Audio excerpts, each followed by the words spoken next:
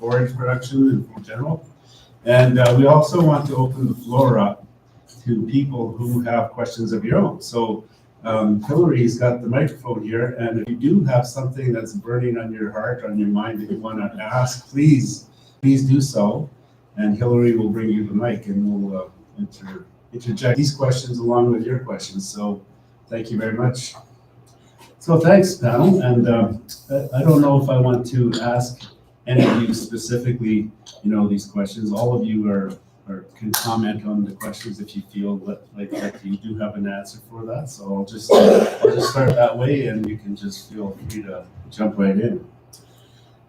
I guess this first one actually is probably best suited for all of you to answer. What brought you into the world of forages?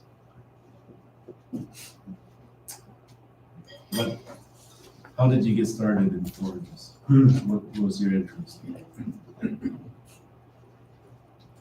For me, it was, can you hear me in the back? For me, it was wanted to feed my cows the best way possible. Feed your cows? Okay.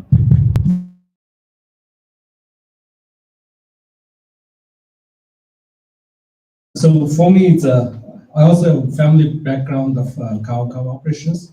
That's probably one of the reasons I started forages, and then I ended up doing all my university on forage crops. That's probably one of the reasons.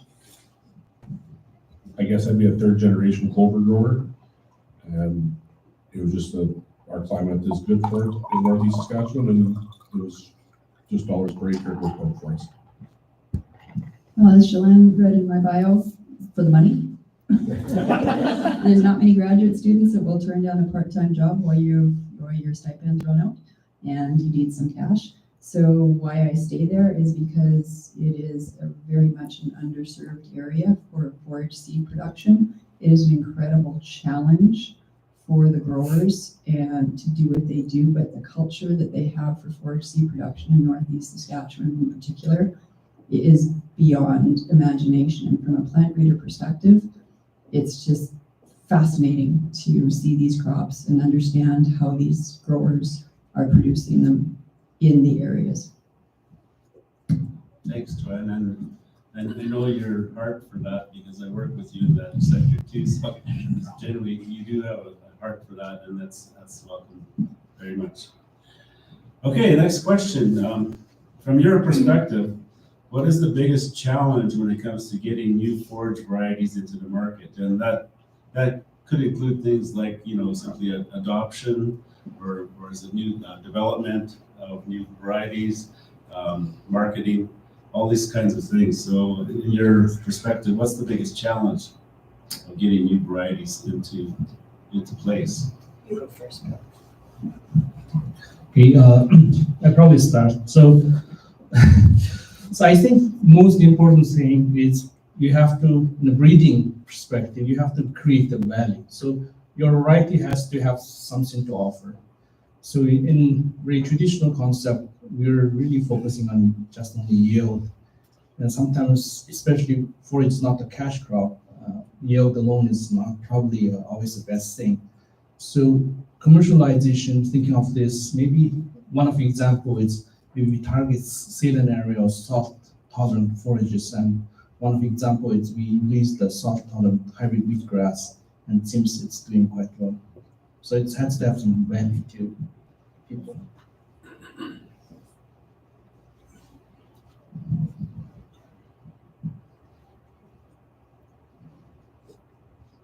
I guess I didn't really have an answer for that. It's just more trying to get the farmers to try it and on a large scale basis versus on a small plot farm. Well, from a plant breeder training, I'll give you a different answer. And considering that my background is in breeding for canola and creating hybrids as well as condiment mustard. So preface the question. So the number one challenge is the biology of the crops. What Bill has to do is just beyond comprehension to a lot of people that breed self-pollinated crops and can readily pump out 3 to 4 generations per year to develop inbred lines to advance varieties. Bill does not have that luxury by the nature of the crops that he works with at Earl Crossing.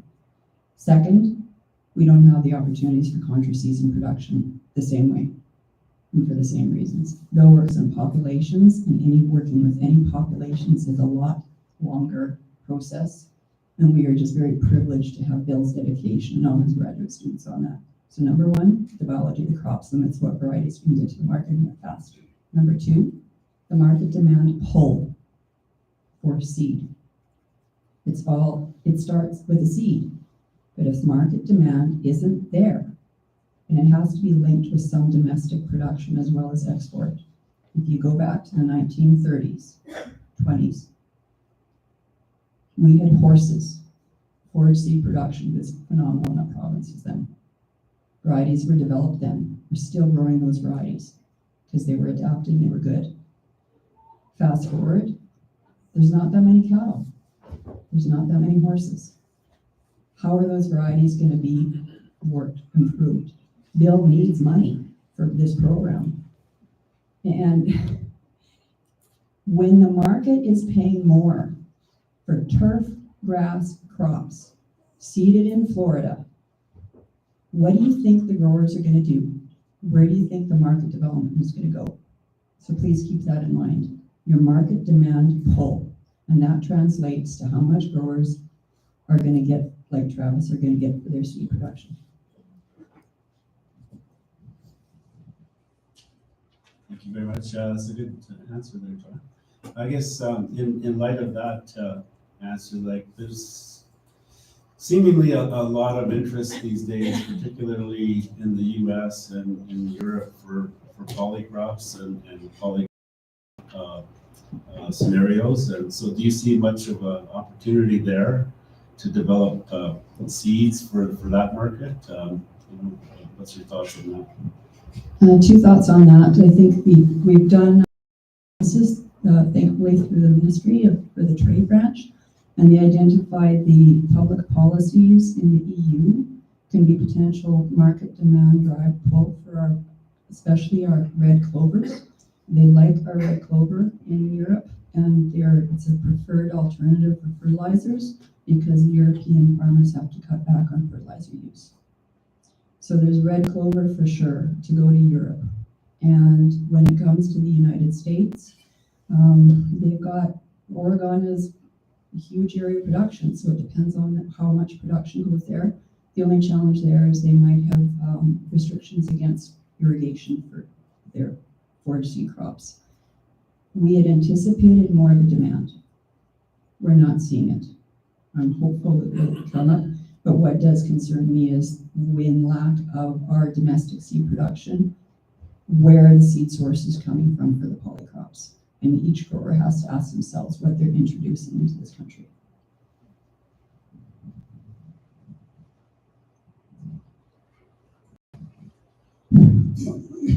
My problem with the polycrops is I got everybody asking me, or people asking me every few days about seeding annual polycrops for feeding their cows. And in my experience, there is better things out there that have been there for some time. Like your ryegrass, your annual ryegrasses, like your millets, and so on. When these polycrops, they look like when they're really growing, as soon as the rain shuts off, the leaves dry up and you don't have much left. Now, in some I live in, it would be a consideration for sure as an annual crop.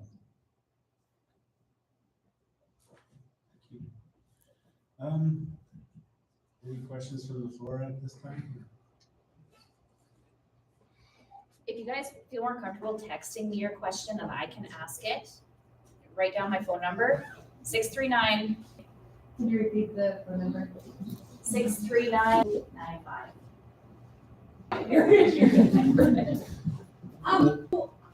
One of the things I'm wondering. Basically, this is very unique. Even forage crop, in the past, there's no such a trials.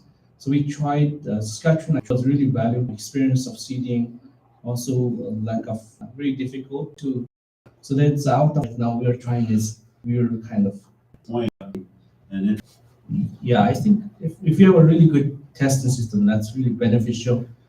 Yeah, I think if you have a really good testing system that's really beneficial, you have at least 15 to 20. There's a good test and really test, or rather than right now it's I need to work with the other persons or so.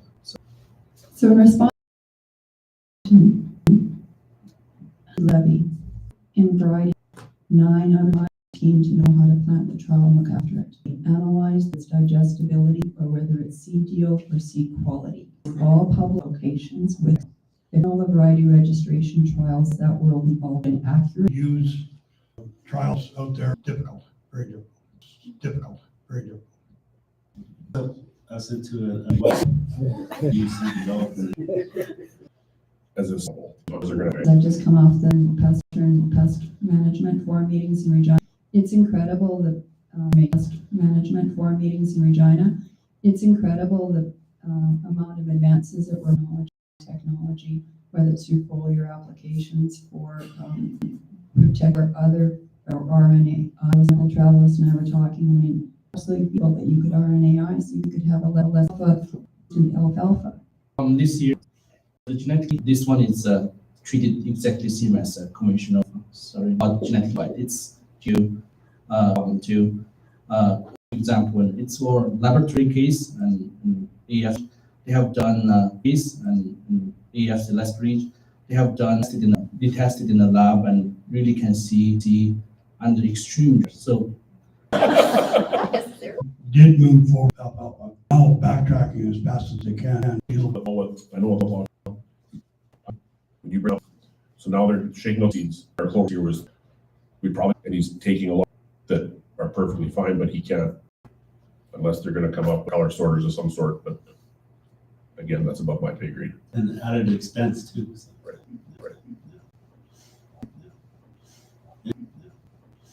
Anyone with a question from the floor?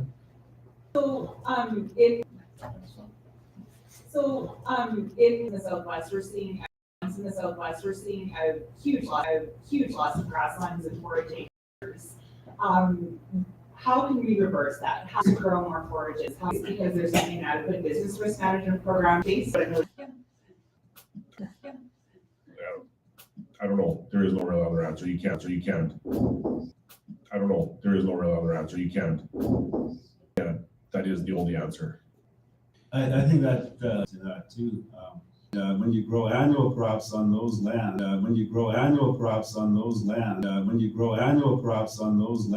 they extension people from government and private sectors to like to see happen too, because it seems like a real everything. I know the province has. That's what I. Coming down in this Business, according to Scott, 40 years ago.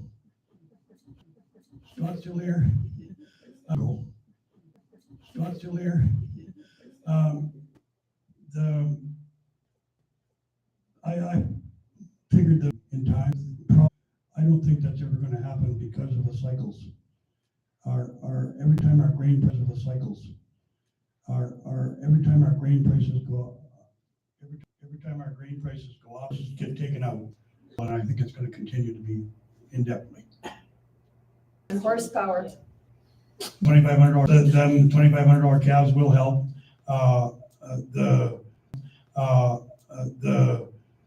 On this marginal land now. Thinking pricing probably one options, but when I'm learning more and more, people tell me good carbon. Thinking whether there's in sequestration indicator, but I'm also thinking whether there's an example, for example, the carbon potential. Whether carbon is long term, there must be some Growing forage seed or if it's available to help control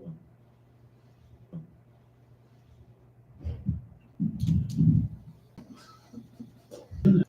He sprayed his. If you can create wheat crop insurance dropped because they couldn't keep ahead of them. If you can create wheat binge tolerant wheat, that for alfalfa or the clovers. The grasses aren't so much. There is some bugs and some grasses, but it's not near as relevant as the alfalfa, and they're all different varieties. Like from your perennial ryegrass to your fescues in the area, but they're all different. It'd be like, they're all different between like a wheat and a canola field. But I would say it's a big issue, and the chemicals just can't seem to keep ahead of them. Just because I came from the pest management meetings in the last few days in Regina, it's very clear that we're getting signals from southern Alberta that alfalfa seed weevil is resistant to the registered insecticide, insecticides, resistant to the registered insecticides, insecticides. They're trying biological approaches, but it's a very long to the registered insecticides. They're trying biological approaches, but it's a very long process. The one thing that biological approaches, but it's a very long process.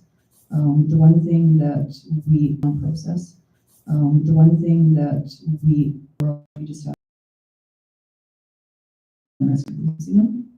Yeah, brick wall species, or some of these insect species, and diseases for that matter, have the impact on, but where do the lygus bugs go when they've eaten the pulse crops? Well, clover, right? So we don't know the impact of that occurrence. Very slow on the biological control process, and they're really pushing the envelope for more information on insecticide resistance and how to educate the producers of what beneficials are in the crops and how much damage they can do to the pests. Affected the past few years because of the banning of brokers. Do you think that's going to come to the forage where the government will ban certain niche economic issues? I don't think there's the government for it to be even on their radar really. Like the acres aren't, like say the red clover acres, the alfalfa acres, there's definitely more alfalfa acres in the province than lots of other, but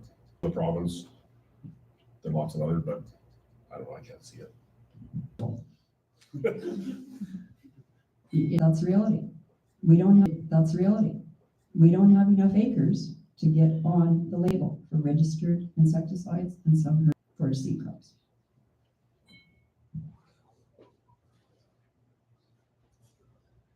Okay, moving on then. Here's a thought. Most farmers in Saskatchewan, you're not limited to one particular forages. And cereal, an oil seed, and a pulse, all three of which have a problem as well as forages. And in light of that, essentially we've come down to three annual crops: a cereal, an oil seed, and a